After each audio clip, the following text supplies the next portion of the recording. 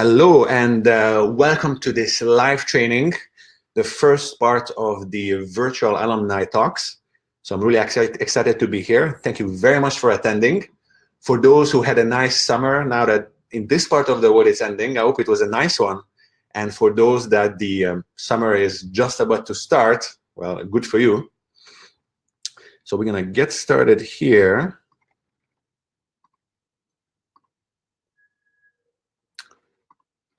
And so what we're gonna be talking about is becoming a global leader, and what basically how to increase your social impact, get an edge in your career, and also become an effective leader, especially in today's globalized world, which becomes with its own new challenges.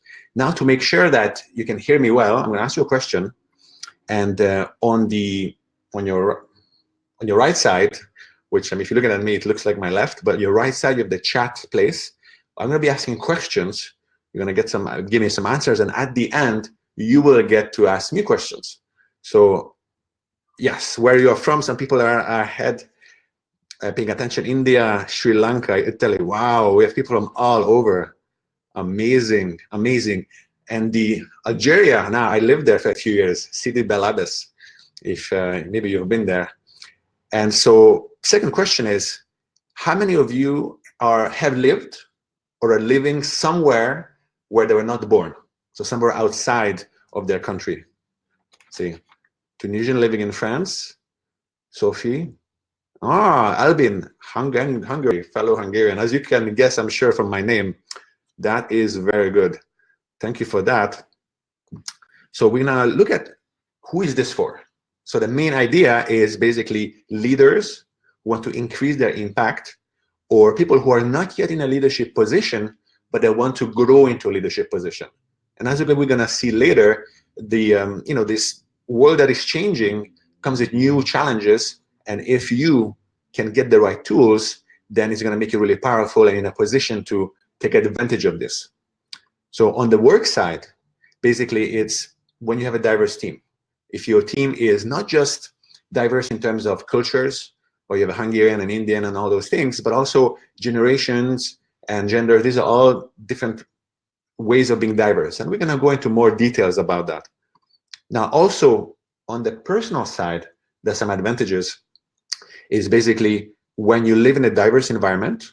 I mean, your neighbors, your mechanic, your doctor could be of different cultures. And for anybody who wants to experience new cultures, but like a really experience, meaning not just going to a place and taking pictures, going to the museum, but getting to know the real day-to-day culture. So being able to to relate, we're gonna be looking at skills that will help you with that. And of course, social impact. If you want to change the world even a little, this will help you achieve that.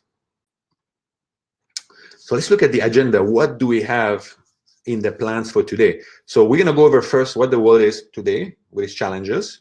Then we're going to look at what is this special superpower that can help you.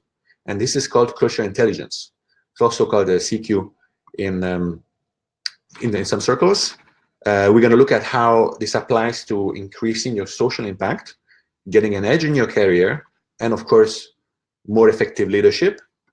Then I'm going to be giving you the special tips that I promised on how to improve your cultural intelligence. And then you get to ask questions. I get to answer for you. So before we start, let me share a little bit about who I am. So Hungary is my motherland, one of my homes. This is where I started, but I started my cultural adventures quite early. So I was born in Hungary, and then at age 4, I moved to Algeria, and this is where I went to school. I started school there in French. I had a very diverse set of friends, and then went back to Hungary, again at the French school. So it's very diverse, and when I was about maybe 11, I moved to Canada, Montreal, Canada, in French, of course. And then about 9-10 years ago, that's when I felt like Canada, the winter is a little bit cold. And then I decided to go to California to build up one of my businesses, one of my tech startups. Beautiful place, amazing weather. And what is this? This is a very old computer. This goes back to my start as a entrepreneur. I was age 13 when I started to set up a bulletin board system. For those who remember, anybody remembers what that is? This was before the internet. Ah, yes. Some of you are old enough. And so using one of these used to be a dial-up modem. So those, again, I aged myself. So that was my first business. I wanted to pay for all the movies I wanted to watch. And that's how I did it. Yeah, 56K. Good old, it brings back memories, I bet. Although I prefer the current DSL speeds. And what happened is I started that way, and I traveled a lot. And what happened is when there was something unexpected that was maybe frustrating, instead of being frustrated, I would be curious. Like that thing that they did that was annoying, why they did that? Probably it was not to annoy me. And this curiosity that helped me, learn and ask questions, ask a lot of questions, helped me learn about other cultures and start figuring things out. After university, I built 4 startups over 14 years. So in Montreal, LA, and now, also the last one in the Bay Area. And in this environment, we had diverse teams. We had teams, locally, were from many countries. And also we had remote teams. Outsourced, because in the beginning, money was tight. So you had to outsource to the Middle East, to Eastern Europe and East Asia. And again, different cultures, but I found it fairly easy to kind of figure things out, because I was always curious, ask personal questions, ask them in a respectful way, figure things out. But I noticed that some of my colleagues, it was not so easy for them. And this is when I decided that maybe what I want to do is I want to help people figure out these cross-cultural challenges and be more successful and happy, either working in a team or when they go abroad. It is either for a short vacation, an expat assignment, few months, sometimes few years. So now I work with clients with my business partner, Anubhav, who is an NLP practitioner, master practitioner, and he likes people figuring them out. Let me introduce him. Come here. This is Anubhav. Hi, everyone. He's also my sound engineer for today. Wow, that's a lot of people. Yeah. So we've been working together to help people and organizations to be more successful in this new world where cultural diversity presents challenges. So now that you know a little bit about myself and why I'm excited about this, let's look at the world today. So more and more people are moving for jobs, either economic reasons or better opportunities. And what this means is that they're surrounded with people who think differently, look differently, act differently, have different working styles. And this can cause friction, different issues. And it also presents challenges, and interesting opportunities for those who like to travel or go to new places. And with all these challenges, can you be a global leader? I think yes, if you want to. So the journey, I think it's very rewarding, but it's not an easy one. You have to be deliberate. You have to take steps. And if you have been, let's say, successful in one area, the biggest mistake people do basically is to try to wing it or use their gut only. Now, if you're successful in one cultural context, you become, a VP or something, after a while, your leadership becomes like automatic, which is okay. The key is when you change context, that's when you need to be vigilant. The way you led earlier, then it's no longer okay to continue that way. Think about it when you go to a new place. Let's say you drive to a new place you've never been to. Would you go just fast, quickly? No. You would slow down. You would look at the map. You would pay extra attention. When you change cultural context, it's the same thing. You have to be more careful, look at the map, maybe a GPS, and even the GPS, don't trust it fully. Maybe there might be a mistake. It might run you off the road or something, but you're more careful. So anytime you're dealing with a new cultural context, new culture, that's what you should do. And this is how you become a global leader. And the tips I'm going to give you will also help you develop these skills. And the special, I mentioned cultural intelligence. which is this kind of, I would call it a superpower, which is the one that can help you with these challenges. Now, the definition is the ability to relate and work across cultures. And but what I mean by culture is not just somebody who has a different passport. It's there's somebody from a different generation, somebody who might be, let's say, I'm Hungarian Canadian, and they might be a Mexican American, or two Canadian plus something in the same city, still different cultures. Also, our upbringing, what demographic we came from. These are all different cultures where, as the bigger the difference, the bigger the potential for friction. And so there's been research done. It's some academic research, really thorough, by Dr. Ang, Dr. Van Dyne, and Dr. Livermore. And this is based on other people who've come before, who have worked on the cultural, cross-cultural competency and things like that. Now, CQ is a form of intelligence, or cultural intelligence. So CQ, just like EQ for emotional intelligence, and you have IQ, which is academic intelligence. If you remember, for those who are old enough, it's only maybe the last 20 years that emotional intelligence became something that people understood as being very important for leadership. Now everybody knows about it. Now CQ takes over where emotional intelligence leaves off. So if you're in a situation where you have different cultures, emotional intelligence is no longer enough. You need both. So this is how it comes into play with the different elements. So it's like building blocks coming one on top of the other. Now, when it comes to this field of cultural or cross-cultural leadership or whatnot, some of you might have worked in this field. Anybody has worked in this field? Maybe does some training. Also, sometime in big companies you have. Okay, we have a few, nice. And so basically, the difference between cultural intelligence and many of these cultural competency fields is that all these frameworks that come from cultural competency, they focus on information, on knowing a culture, what to do, what not to do. The difference with CQ as a framework is that it's that plus also has a focus on problem solving. So it's not just know about the culture, but okay, I'm coming here, I have a challenge, how I deal with it. I have a certain goal, maybe doing business, maybe something else.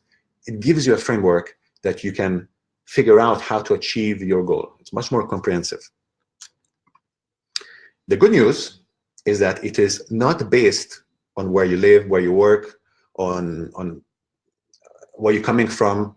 It is not something that comes automatically. Even for people who have been to many countries, like this one guy I met, he's been to like 40 countries, and he was so sure.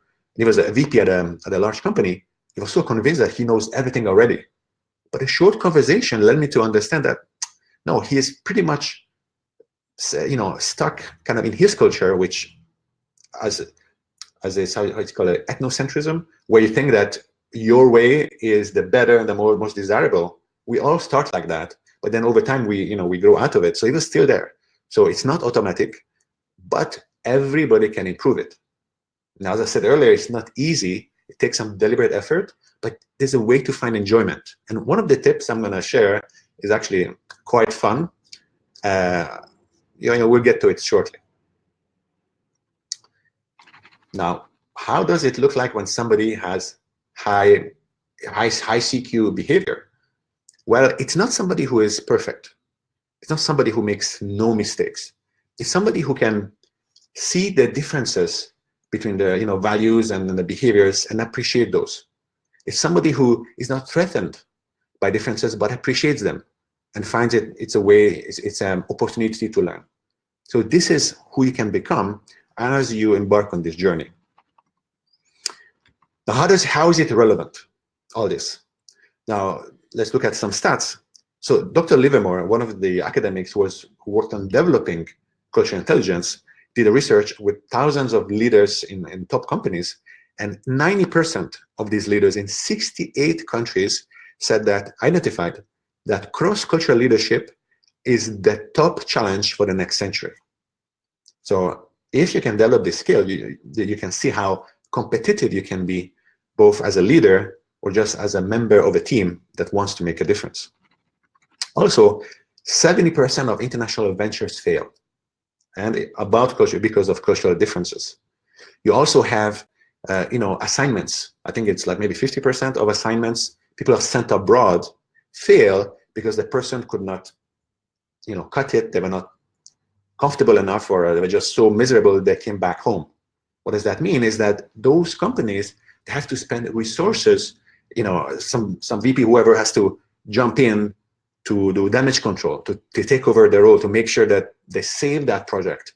It costs millions, lots of money, and also lost opportunities because the energy is diverted to covering for this person instead of achieving the goal. And for the person who is coming back home early, first of all, if they leave, it meant that probably it was quite a difficult, miserable experience for them. And on the other side, look at their career. I mean, serious damage to their career that may or may not recover from. Some examples of companies, there's Walmart when they went to Germany. That was, I think, $1 billion write-off. You also have, which this is one I remember clearly, was when Chrysler and Mercedes and Daimler merged. I was back in Montreal, and I was thinking, awesome, these American cars, the Chryslers, will start looking really good like the Mercedes. But in the end, it became a very difficult merger because of the culture. On the numbers side, and what's hard facts, it was easy to figure out that, oh, this is a good deal. But what happened is they did not account for the cultural differences. And this is where the problems happened. So let's look at how all this applies into the three areas, cultural impact, career, and leadership. So when it comes to increasing your social impact, it's important to understand who you're trying to help. And what I mean by that is that you come in, us AIESECers, we come from a certain demographic, from a certain culture. And so we often try to help people who come from different demographics. And we might think we know, and we come and we might just give advice. But maybe if you don't understand, you cannot relate to the people you're trying to help, you might not understand what they really need. So you might give advice, but it's the wrong advice. But if you're able to relate to them, you can see world through their eyes, and it might be very different. Even just in general, what motivates us, it can be very different. Us AIESECers or college student, maybe we love to travel, but there might be some other demographics where travel is very far from their priorities. They have more immediate, like, feeding their family and everything. So how you motivate people is going to be very different. And also, when you work with NGOs or try to make such a difference, often you work with stakeholders from many cultures, and often funding is limited. So if you can make sure you can work together efficiently, then instead of wasting resources with conflict about communication, working style, then more of the money can come to help the people you're trying to help. How many of us here are involved in some non-profits or trying to change the world for the better? And which organizations? We have, some AIESECers. Okay. Of course. Very good. Yeah, we have a number of people. I mean, I think, nice. Hey, Germany. So what happened is many of us, I guess, from our AIESEC roots, we still care. And I think this is very good. Working with animal shelter, very nice. And so I'll give you an example. And all the examples I'm going to give you is either clients I work with directly or things that I've witnessed. And this one example is, there was a doctor here, Dr. Lee, here in the Bay Area. So he's based in the University, UCSF in San Francisco. And he had a patient who was, I believe, from Charleston, from South Carolina. So different culture, African-American, and of a different age. And this lady was starting to have pre-diabetes, which means that if she doesn't change her diet, she might become full, diabetes, in which case you need constant help, and it really can shorten your life. And so this doctor told the patient, look, this is what's going on. You have pre-diabetes. You need to change the way you eat. You need to eat more carrots, more vegetables. It's very important. But the patient would not change her habits. And the doctor was getting really, was really frustrated and could not understand. I mean, this is so obvious. It's for her own good. And then he started to ask why this is happening. And I always tell my clients to ask why at least 3 times to go deep enough.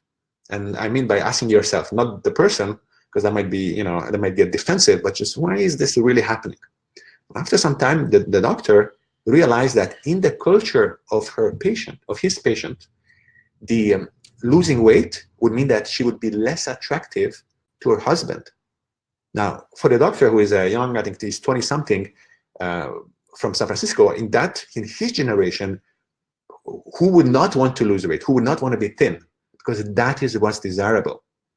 Now, once Dr. Lee realized that he needed to adapt to the message, he changed it, and he realized that this patient in that culture, she cared about her children, her grandchildren. So he said, if you don't change the way you eat, you might not see your grandchildren graduate or grow up. This did the work. She immediately changed her habit, and she started to get back on track and get to a healthy weight. So this is an example of you want to help somebody, but you need to understand them first so that the message you send is received on the other side the right way, motivate them the right way so that they take action, and then the impact you're seeking is achieved. So let's look at when it comes to your career. So you might be the most technically savvy, biggest genius in whatever field that you are doing, but to really get ahead in your career, that is not enough. You need to be able to inspire and motivate other people to follow you so that they can help you shape or deliver whatever idea you have. And then once the idea is actually delivered, that's when you get recognition, and that's when you can get ahead and get promoted and boost your career and move toward a leadership position. So once you do this and you're able to build a relationship, build trust, build people to like you, and get them to like you and come work with you, that's when you can really boost your career.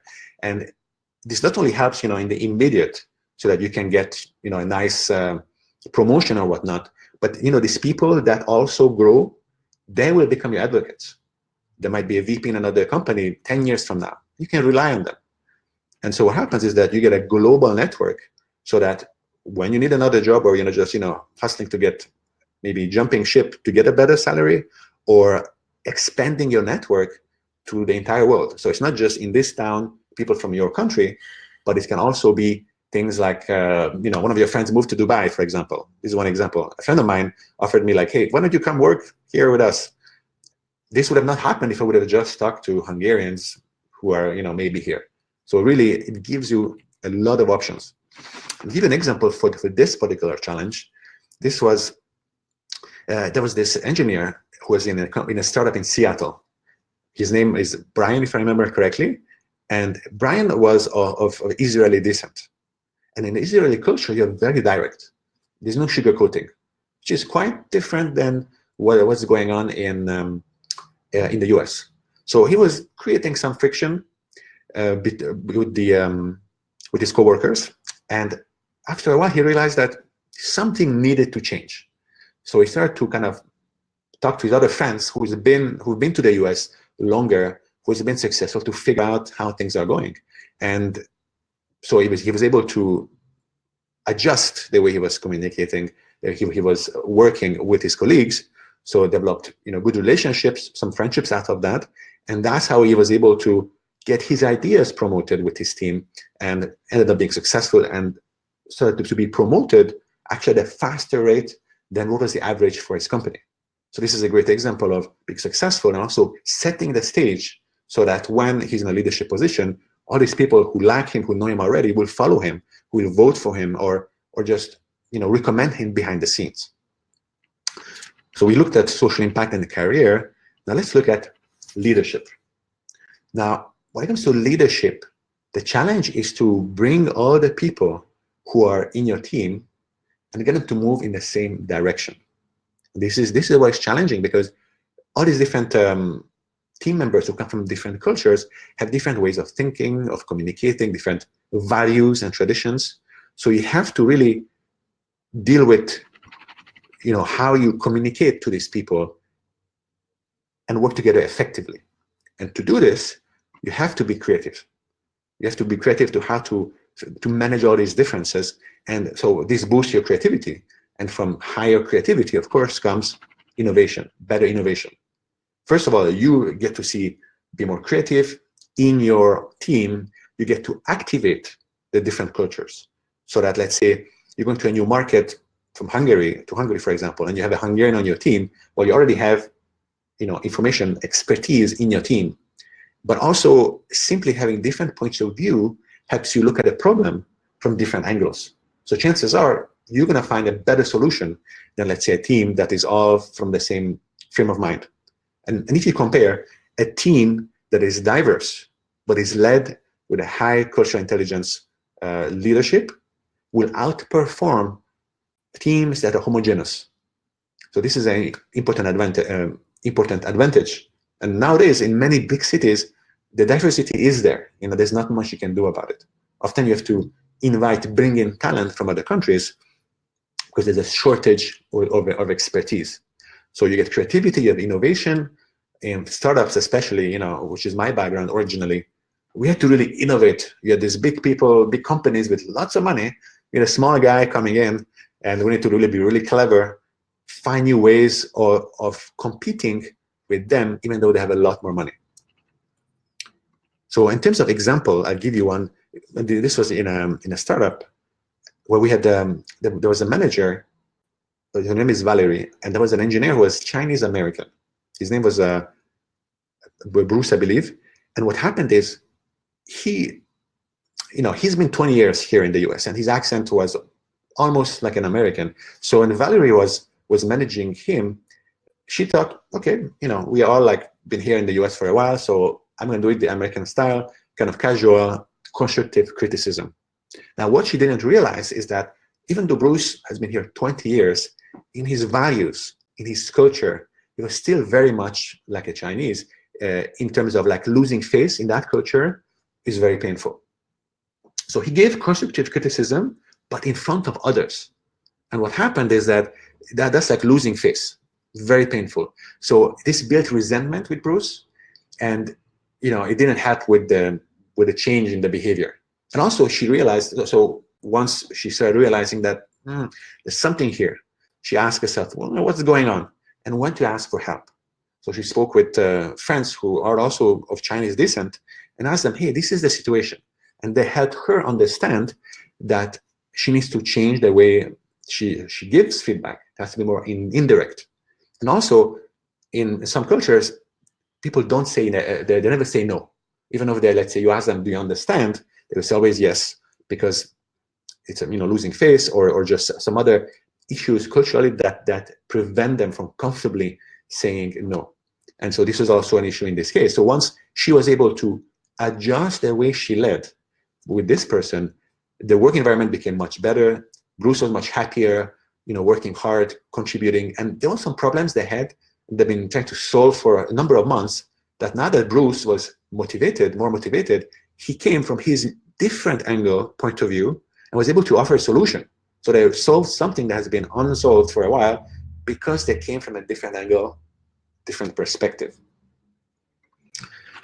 So when it comes to this leadership and the diversity, now it can be a liability if you don't have cultural intelligence or have a low cultural intelligence. It can really be an issue with friction, time lost, within the collaboration. But you can turn diversity into not only an asset, but a competitive edge. And this is where I believe improving your cultural intelligence is very important and will help you in all areas of your life. One thing before I jump into the recipe book of how you can improve it, I want to share something that's very important. So you see this pyramid, and maybe I would have needed one the other way. It's basically the three levels of, I guess, behavior, culture, and whatnot. You have what's universal, you have what's cultural, and what's personal. And it's important to be aware of this, because let's say somebody's behavior, let's say me, I meet my cousin who I love. On the universal side, yes, I'm happy. I'm going to be very happy. On the cultural side, maybe culturally, maybe we give a hug or whatnot, or kisses on the cheeks. And on the personal side, there might be something that's quirky about me, that is maybe I don't, maybe we have a special like a fist bump or something. So you see, any kind of behavior that you look at, it's important to kind of try to differentiate. Okay, that thing they're doing, which one is it? So this way you don't make the mistake of judging a whole culture by something that one person does because it's only them. And you have some other things that are universal. Now, when it comes to universal, yeah, it's some people oversimplify. It's not just like, yeah, we want to love our children, take a shelter of them. Yeah, that's fine. But how you do that, that is cultural. How you approach a problem is cultural. What you find appealing is cultural.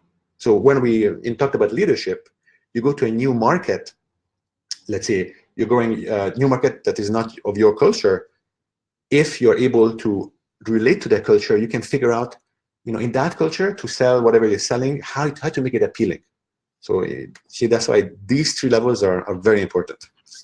So let's look at how these three tips that I promised. So it's like a cookbook, you follow a recipe and then, you reap the results. So the first one is awareness. So you have to become aware of who you are in terms of your identity, and understanding your cultural identity is the first step to understand other people. And part of this is understanding that you are in several circles at the same time, several cultural groups at the same time. So if in my case, I'm Hungarian, I'm a male, I'm an entrepreneur, my generation, all of these are cultural groups, and one person can be in the same one at the same time, several of them. And sometimes we share everything except maybe the generational gap. And we always have issues with parents and the children. Oh, they don't understand each other. This is the issue. It's a generational gap, different culture, different way of looking at things. So culture is what affects how you think and how you act. The other thing that is important to look at when it comes to being aware is when it comes to culture and behaviors, it's like an iceberg. So you have the part that is visible, which is how I look, how I sound, my accent, my behavior. But what's controlling that is under the surface. It's the values, how I think. And you cannot immediately see what's going in my mind. And being aware of this in you and in other people is important, because that's how you can, when you see something, the part that you see and you want to find out more, you have to dig. And over time, you can figure out what are the right questions and where to get this information. Now, when it comes to, for example, smiling, now this is something that many people assume. Oh, when they go abroad, they see people. Oh, they're happy. They're smiling. Especially when you go to some Western, volunteers going to Africa, smiling children. They say, yeah, and they look so happy. Now, in some cultures, smiling doesn't have the same meaning. Now, maybe some people are embarrassed, but they smile in a way that to you looks like a real smile. There's also a small community in New Zealand where actually when you're really offended, that's when you smile.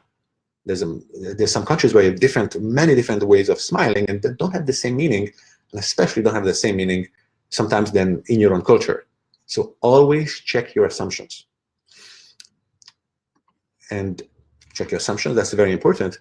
And when it comes to the assumptions, to being aware, another one that's very important is biases.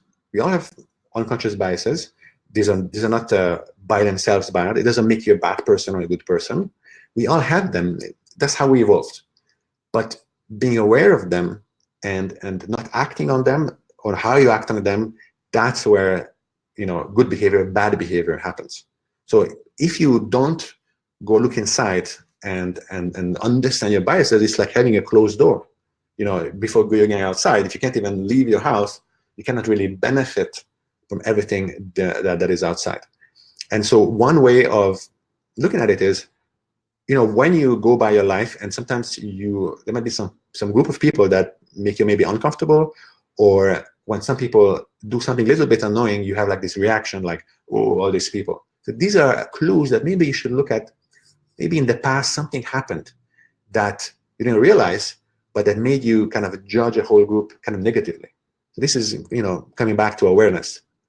Now, how you can refine this, understand yourself more, there's Project Implicit, which is a very cool project where you have a lot of free tests you can do that can help you understand your implicit biases and all these different biases for yourself, and that can help you, have these aha moments. And as you go by your life, you might realize later on, like, oh, that's why I don't go here, or I don't do this. And it's important to solve this, because we might miss out on great opportunities if you don't handle this. There might be some people that you meet who would be great friends or great business contacts, but you don't even approach them because you think, these people are, bad people, or whatever the label is that you put on them. And finally, this awareness so it's not just about, it's about you and, the other people. So the other people, they're smiling, but is it because what I think? And for yourself, when you have something that is not what you expect, it's frustrating or it's annoying or something, you have to like pause. Some mindful meditation helps for that. Basically, suspend, wait, and be like, I wonder why this is going on. Ask yourself this question before labeling. And once you do that, you might realize, instead of quickly reacting like, oh, this person is stupid or something, you might realize that, or they're not educated, you might realize that in their culture, it's a different norm. So one example is, let's say, the way you eat. In my culture, in Hungary, you eat with your mouth closed. That's the right way. You're well educated. If somebody is not eating with the mouth closed, we look at, a Hungarian will look down at them like, oh, look at this person. They come from, I don't know, some poorly educated background. Now, as you travel, maybe somewhere else, it's not like the same way. In some cultures, it might be that you have to make noise, with your food, with your mouth, to show that you love the food, that you appreciate it. And so in that environment, to be loud is what's the right way, the correct way. So in that environment, your way of being very quiet, very well behaved, in your context, is incorrect, because then you might be insulting, the chef there is like, oh, is my food not good? So being aware of all these different things and always observing. You go to a new country, you're invited for dinner, look around, okay, what's going on? Oh, they all do things in a certain way. Maybe ask or observe. And always check your assumptions. Now this brings us to my favorite tip, which is food. How many foodies do we have? People who love food or love to cook? Yeah, okay, yeah, nice. Of course, the Hungarian, or I think Hungarian, is letting themselves be known. I was in Hungary a few weeks ago and had amazing food. Yeah, no, so I think many of us, share this. And so food is a great way to connect people. In many cultures, this is what brings people together. Now, in the US here, food is more functional, meaning you need to eat, might as well taste good, There are some cities that are more have foodie culture, let's take it to the next level. But in other cultures, it is much more important. When you have a guest, you sometimes prepare special meals that are just for the guest, that take sometimes days to prepare. So it's important to make sure you taste some. Now you come, you might look at something that, again, because it depends on the cultures, what's appealing. You come and you're like, this doesn't look very appetizing. Please have some, trust me. Have some, at least a little bit. Now, if it's really not appetizing, cut it into small pieces, mix it with whatever the starch, rice or couscous, whatever is there, wash it down, but make sure you taste some and watch your face, watch your facial expressions, because they'll be watching. I've had these situations where people are watching over me like hawks, like, okay, does he like it? And so I always manage so far to get out of the situations, and the foods were usually amazing. And so and the other thing is that when it brings people together, and this is the time where people let their guards down. Now, usually at work, when let's say you go on a work trip, at work, people behave in a certain way. There's some narrow expectations, but when they leave, when they go home and they do in a personal life at dinner, that's where the behavior comes, and this is where it may be more challenging, because it's easy. It's not so easy to understand, the right way, but it's also more rewarding. So if you are aware, as we said earlier, you pay attention, you ask questions, and you be careful, and you approach things from a place of curiosity, then you'll succeed. And as I said earlier, in the ideal high CQ behavior, it's okay to make mistakes. But being aware, you will learn faster, and people can tell it's an honest mistake, and you tried, it's going to be, a lot better. And when it comes to the different ways of the right way of eating, for example, the way you eat the noodles, chopsticks, all these things are different cultures, and meanings are associated with it. And there's one example also I want to give is when it comes to being aware and different cultures is, for example, when Americans go to France. This is the one I hear the most often about how rude they are. But then if you look at closer, instead of just stopping there like, oh, French are rude, I met some people who are like that. It's more like, okay, what's going on really? And it turns out that the culture, the norm, the customer service culture is different. In the US, it's client is always right. Whatever they do, you just smile. It's a fake smile, but you smile and then you serve. And the way people demand here or ask something is kind of from a demanding angle, even if it's a nice way to demand, like 2 liters of milk, please. It's kind of nice, but here that's what's accepted. Now, in other parts, let's say in France, over there, it's you don't have this difference in, I guess, status, perhaps. It's about you come into my store, we're at the same level, so be polite. So I say hello, you say hello. Come in, how are you? It's mostly about the bonjour, how are you? And also learn a few words in the language that you're going through, and then approach asking from a place of need. So instead of being 2 liters of milk, please, you're like, oh, excuse me, could you help me, please? They say yes. Then you're like, could I have 2 liters of milk? This small shift, just a few words, is going to be a massive difference. And I think most parts of the world are more that way than the American way. So this can make a massive difference in the way people help you, people, the way they're going to relate to you. And how, just so an example of how culturally things change, for example, in Hungary, my country, the customer service culture was really the opposite of American. And I think the Hungarians who are here can attest to that. You come to somebody's store and they act like you're bothering them, like buy or leave, And by that time, when I was in Montreal, I was going back and forth. I could see the difference, and I was curious why. Now, what happened is during the socialist time, there were shortages. So in that case, if you had managed to somehow get some supplies and you had a store, you were actually doing a big favor to the clients to be able to buy stuff. So you see, it's the exact opposite of what's in the US, where, oh, I'm the customer, I'm doing you a favor by patronizing your business. You see how history and the culture can change things over decades, and comes out to different behaviors. So let's do a recap. We went over the 3 tips: developing awareness, understanding biases, and sharing a meal. Now, when it comes to furthering your education, there's some great books on this. I've only shared maybe 3 tips. The many of them, and you can ask me questions. You can contact me afterwards. I can help you with that. Some great books here. You have Leading with Cultural Intelligence. This is from David Livermore. He's one of the academics who developed this framework. It's a really good book. You have Kiss, Bow, or Shake Hands. This book has all the different behaviors and cultural quirks of, I think, 60 countries. So you see, this is a tool. Now you need to know how to use it. So when you come, you read this, you have to know when to adapt your behavior, when not to adapt, how to use it, in what situations. This is not easy to figure out.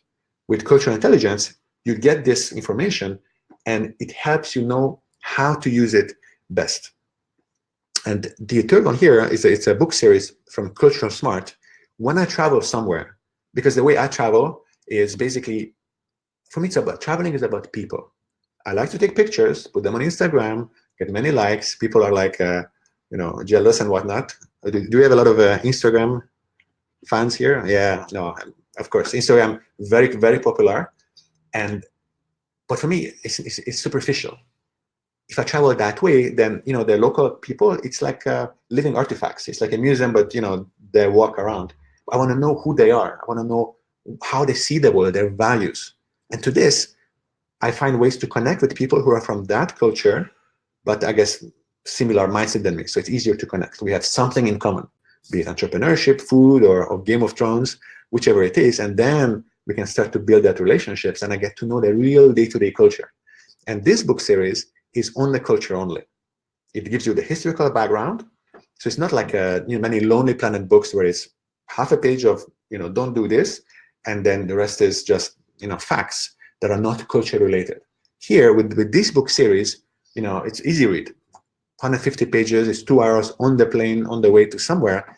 But when I get off the plane and I see the different behaviors, how people interact, how they relate to each other, I know what's going on. Or at least I know better than before. Obviously, I still need to make sure that I verify, but it gives me the kind of training that I would have needed weeks or months perhaps of being there and being attentive. So these are great books to begin with, and then you can start on this journey, which has been not easy but very rewarding. So time for Q&A, questions. So type your questions and I'm going to do my best to answer. So what do we have here? So within the same country, yes. So in the same country, you can have different cultures. So there was one example. I was a panelist at a conference about healthcare market research. And what happened is, so this lady was asking me questions. She was from Johnson & Johnson. And it turns out that they took everybody who was born in the US in the same group. So the research was about home care. It was about, when you get old, do you need somebody to take care of you, or you don't care about that? So what happened is, in the US, you have many subcultures. And you have, let's say, those who are, let's say, Mexican American, who come from Latin American roots, even though they're born in the US, some parts of the culture are still very much from that group. And for that group, it was not important home care, because they knew that their family will take care of them, doesn't matter how bad it gets. Now, you have other groups in the US that are other cultural groups where basically once their parents get a certain level of need, of maintenance, then they would seek out a professional institution. So you see, the answers, they said yes or no, but it didn't really give them the right information. So after a conversation, I showed them how they can change the way they ask questions. So develop their cultural intelligence, and use cultural intelligence, a higher level of cultural intelligence, to ask better questions, but also be able to understand the answers. So this is a very important example. Yeah, so in politics, in Hungary, yeah, I mean, this cultural intelligence is missing, lacking in many parts, where you have the two sides very fighting, infighting of the two sides who don't try to understand each other. They just put labels. And so this is a difficult question. So I think the one thing you can do is you can start by, so let's say you're different people. If you have high CQ, you can actually use this to kind of compensate for the other person to a limited extent. So for example, you try to talk to somebody from the other side, the other side of the divide, then what you can do is kind of adapt your behavior to the point where you don't come off immediately as threatening. First of all, you behave well, meaning like you don't start by insulting them. Come from a place of curiosity. And there was some examples here in the US where you have some people went to the other side, and given that the race and the culture they came from, I thought, oh, this is going to be trouble. But what happened is that they just showed the other person is, look, I'm coming here to learn. I'm coming here, I'm curious, from a place of openness. And these people that immediately at first seem like they're gonna just, even beat maybe them up or just not be open, even in this big group, or there might be generally, low cultural intelligence, you might find people who are just kind of following the wave, and then you can approach them and just start talking to them, show them to you, more and more effort on your side to show them to you that, oh, I'm from the other side, but I'm also a human, and basically find what you're in common. So let's say you're a parent, you can talk to them and like, hey, I'd like to find out, I don't agree, but I'd like to really see how you see this, and be really honest, come from that place of, I really wanna know, because if you just pretend, it will show. So people, when they see that it's authentic, they're like, wait, oh, I will tell them. And you can connect it to something you have in common, like, oh, you have children, I have children. So this could be a good start. And then once you have, high CQ, then what happens is you start like this by finding a common ground, and then you build on that. So it can be, build a good relationship, you learn more, and then that person, just like in AIESEC, when you go abroad and they get to learn about you, same thing. You go there, you make the extra effort. Somebody that you can connect with on the other side, start building that bridge. And then she will tell, that person will tell their friends that, look, so the sites, it's not all the propaganda or whatnot, So this is a good way to start. So start small. The first person you might reach out to might really be a bigot that's like beyond helping. But in all these groups, there are always, most people are actually just simple people, nice people that are not mean. They might not know or whatnot, but they're not inherently mean. Let's see. A few questions. Is it possible that you may feel that you belong to another culture? Yes, yes. So sometimes, we go to another culture and there's some things that we like that we really identify with. So in my case, I was young when I left Hungary, but I really identify, or I like, maybe identify is not the right word, with a lot of the African cultures and the Middle East, and that level of really, their type of hospitality or friendliness, the way, the kind of open rapport where they're immediately friendly. In Hungary, for example, if it's a stranger, you don't smile at them. You have to get to know them before they open up. In other parts of the world, they're immediately more welcoming. They're still a stranger, but they make you comfortable at first. Then you can already have some really pleasant conversations, get to know you, that openness, that immediate openness. This is, for example. So you can find things from other cultures that you internalize to the point that it becomes you. And this is, I think, a good thing, because you be able to navigate all these various cultures, and you become comfortable. In my case, I end up, in parties where it's mostly Africans, where I really stand out. And people ask me, like, strange, you're so comfortable. Why not? This is a culture that I came to understand, and I really appreciate. I love the music. I love African music more than, let's say, Hungarian pop music. So this is perfectly fine, and this is normal. Let's see, other questions. So, Effie, so when it comes to your question about cultural understanding plus generation gap, so what happens is the same approach. It's about, spending time with them. So the example I gave you about, let's say, the food. So one way to, let's say, get to know a culture that you're not so comfortable with or you don't know well, so spend time with them. And then, when you approach from that openness, then that's how it builds. They get to know you, you get to know them. So the same way, so let's say you have some people, let's say, at work who are from a different generation and who are also, you're in a new country, then find ways to spend time with them, to ask questions coming from a place of curiosity to see what happened. Also study a little bit, let's say, the history. So let's say that book series, when I went to Poland, like the history of, in the 80s, that affected how they viewed, let's say, authority or whatnot, which means that at work, the way they related to their boss changed. So study a little bit about the history so that these people that, you're dealing with, what generations they came from, what's their reality. And based on that, that can be at the beginning. And also find something that you have in common.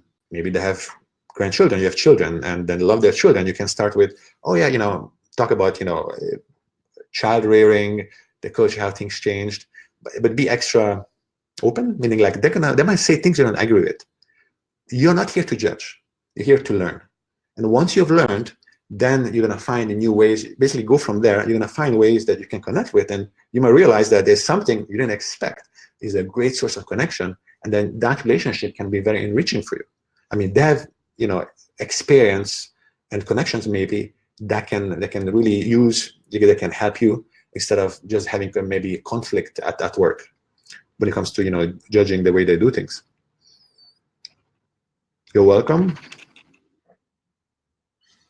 How you deal with cultural issues when you go back to your country. So that's, this is a tricky one. First of all, it's normal that when you go back, that you don't feel quite at home. I mean, my mom pointed this out once we moved back from Algeria. She says, 1 year away, you already come back home because your experiences have enriched, or just had different experiences. You go back, you don't see the things the same way. So don't expect to go back and be fully at the same level as when you never left. So that's normal. But don't look at it as a drawback. Because what happens is, let's say in my case, when somebody asks me, where is my home? In my case, that's a loaded question. I have 3 homes that I consider my homes. Hungary, where I was born, Montreal, where I spent 18 years, and here, where I now live. And for me, family is the friends are the family that you choose. So I have family, but also I have friends who are very close and make me feel this place as home. So there's nowhere where I'm as comfortable as if I was from there and never left. But I can also become comfortable in new places very quickly. So if I travel somewhere, it's like this amazing flexibility. Come to a new situation, I figure things out very quick, become comfortable and effective, let's say, if it's work. So go back, the same things as strategies, by the way, of when you go to a new place is, spend time with people, come from a place of curiosity, see what happened while you were gone, spend time with your friends. Maybe you might make new friends because the old ones, you change too much, but that can be a first step. But just, in terms of expectations, know that it will not feel the same way as before, and it's okay. Yes, this will be recorded. It is recorded. So what I'm going to do is I'm going to send it out to everybody afterwards. So you can get back to that. Have I experienced that values of a foreign culture take over your home country values? Related to reverse culture shock. So let's see what you mean here. So you mean, I think you come back with your values. So the reverse culture shock, yes, it's a thing. So especially when you spend a good amount of time abroad, when you come back, it can be a big shock. So the same strategies you can use, which is take it slow, give yourself some break, and also often break of the other culture. So let's say you go back from the US to Hungary, for example. Once in a while, go to get a nice burger or something. Take it slow. And all the strategies that you've used the first time are fine, but it's possible that some of your values that you acquired, you will keep, and it's okay. And when it comes to friends, your group of friends might change. Now you might have more friends of the country you came with. So the end result might not be what you expect, but it is fine. And the good thing is that in this exercise, you will have learned. And this is what matters the most. Do we become culturally intelligent only when we travel and discover new cultures by ourselves? Reading about them, is it enough? So what happens is, when it comes to, let's say, personality types, there's some personality types that make it easier to develop your cultural intelligence. So it's a combination. One is to be deliberate. So for example, this awareness, the tips I gave you, there's a bunch of other tips I have that maybe I can share you on a different time. You have this deliberate approach, and being open is one of them. And then you go have experiences. So somebody who, let's say, has spent at least a year in many places and who approaches from this angle will have higher cultural intelligence, probably. Now, somebody who's been to just one country for a long time, it doesn't, the probability is lower, but there's still, it depends on each person, their personality, how open they are. But on the other side, you might have people who travel a lot, but in their mind, they think that whatever the home country is the best. That's number one. So you can travel a lot, read a lot, and your cultural intelligence is still very low. So, it depends. But generally, being open and multiplying the experiences, going abroad, but also locally. You might just go to, other parts of, let's say in my case, the US. I went to Charleston, South Carolina. Different culture, just the hospitality, the friendliness, the rapport, how people are, like the distance that they stand. All these things are very different. So exposure and openness, I think these are the two best things to go about it. Have I experienced global leadership in Africa? How to gain from it and improve your business intelligence? So I haven't worked in Africa, But what I've seen is I've seen examples of great leadership. There's a gentleman who runs the Southern African Startup Awards. I can send you guys a link. And so that guy, basically, he came, and what he's done, which is really great, is he brought together about 12 countries from the southern part of Africa, excuse me, and to create a competition that is about innovation, about helping the region, not just and in the challenges. South Africa, there's some drought issues. So whatever the challenges are, have those challenges and have all these youth and all these people from all these regions to try to help each other. So it's not just focused on one country, it's about the region. So that, I think, is a very good example of leadership that I've seen in Africa. How can you show your team that diversity is an asset? So I think one of the ways is, and what I do with some teams, is that these workshops where I kind of have them realize what it is when there's diversity and there's confusion. So there's one game that I run with like small groups where basically you have it's a card game. You have people in different groups, but I give them different rules, and then the only way they can communicate is by sign. And what happens is that after a while, we change the groups around, and then they think they have the same norms, same rules, but they don't, and they get frustration and whatnot. So this is, I think, a good way to see how bad it can be. So this first of all, they get it in terms of like the challenge. Now, then what you can do is, when after that, what you can do is you can take them to experience different cultures, and when you have, let's say, a team that has different approaches, then find a way to make sure that each people can voice their opinions. Some cultures, they might be not outspoken, and if you can draw everybody in, they can see that, okay, there can be a challenge, but the contrast is that there can also come these different points of view that are like really good. And if you have a big enough group, you can see the richness of the options. So when you kind of deliberately guide the group to this process, then you can have them appreciate kind of the two sides, by contrast.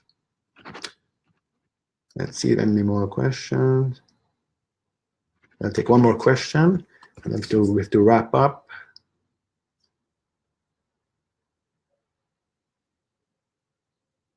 So somebody here has been a great team member and they want to start their own business.